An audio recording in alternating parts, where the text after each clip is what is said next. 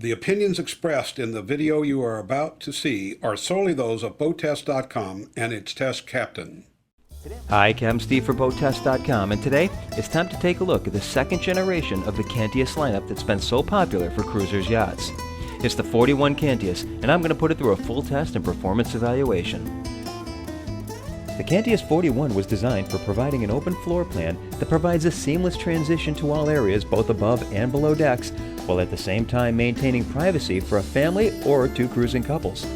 As for her cruising features, let's take a look, starting as we do at the helm. The panel is nicely laid out so you can put pretty much any kind of electronics you want in here. In this case, we've got two E90 widescreen displays and the Volvo Penta multifunction gauge right in the middle, and a Raymarine ST70 autopilot underneath. Remote control for the spotlight, and there's still plenty of room for even more electronics. I like that there are two drink holders because you're going to put a drink into one and then the other one's just going to hold stuff.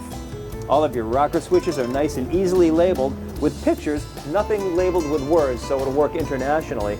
Stereo remote over on the right hand side, stern drive joystick, digital throttle controls. I can't say I'm particularly happy with the location of the VHF, but that's easily changed. I would put it up on the upper panel, perhaps move the spotlight control over to the right hand side, leave the VHF on the left hand side. That way it's out of the hit zone of my knee. My other knee seems to be hitting the ignition, so I'd find a new location for those as well.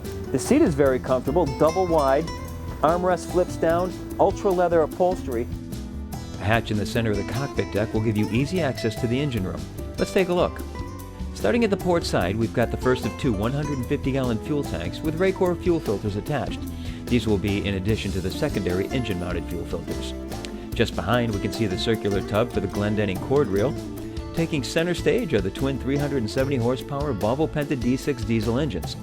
I noticed that there's plenty of space between the two engines, so there's easy access for daily engine checks. In the starboard quarter is your hot water heater. The second 150-gallon fuel tank is just ahead. At deck level is the sea strainer for the heat and AC pumps, and the hoses are double clamped. Just above is the engine room power distribution panel with the battery switches just below and battery charger to the right. Against the forward bulkhead is the standard 13.5 kW generator, and we usually see just a 9 kW as standard with an option to upgrade to this size. All batteries are separately mounted and secured in position against shifting. And a reverso oil change system is also standard. The 41 Cantius has a length overall of 42 feet 8 inches, a beam of 13 feet, and a draft of 3 feet 4 inches. With an empty weight of 24,000 pounds, 150 gallons of fuel, and 2 people on board, we had a test weight of 25,250 pounds. With the 370 horsepower D6 diesels cranking DP outdrives, we had a top speed of 35.1 knots reached at 3570 RPM. At that speed, we were burning 41 gallons per hour for a range of 231 nautical miles. Best cruise came in at 2,800 RPM with a 23.9 knot speed, a 24 gallon per hour fuel burn, and a range of 268.9 nautical miles. We had a reasonable time to plane of 9 seconds with the tabs down and reached max speed in 32 seconds. I found our minimum planing speed to be 19 miles per hour with the tabs up, 16 with the tabs down.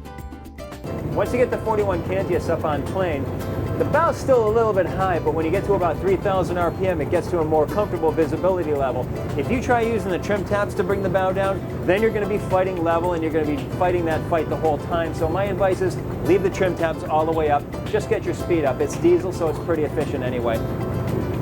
With the trim tabs up, the ride's got a much more solid feel, and I have much more authority over the helm too.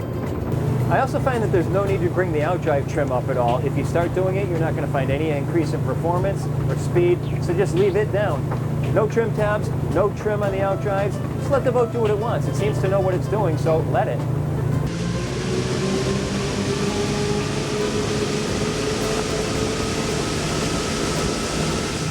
So as you can see, the bow comes up about 10 degrees, but I really don't lose sight of the horizon at all. It does take a little bit of time for it to come down, even after we've reached planing speed. I love the visibility in the 41 Cantius. The only thing that's really blocking your visibility are the side mullions from the front windshield. Other than that, you've got nearly 360 degrees. I'm surprised at how quiet the 41 Cantius is. We can have a nice casual conversation while I'm running at 3,000 RPM. That's with the glass doors closed. If you open the doors, then you're going to be able to get a little bit of noise, but it's not bad at all. It's very quiet. I also find my hand settling more often than not at 3,000 RPM, so not only does that speed give you the best visibility, it seems to be the most comfortable ride to me, and that'll give you about 32.9, 33 miles an hour.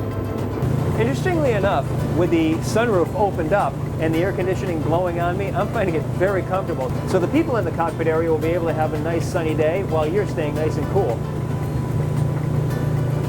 And I'm also relatively shaded in the helm, so it's not bad for a redhead. That's our full test and performance review of an all-new 41 Cantius by Cruiser Yachts. For BoatTEST.com, I'm Captain Steve. We'll see you on the water.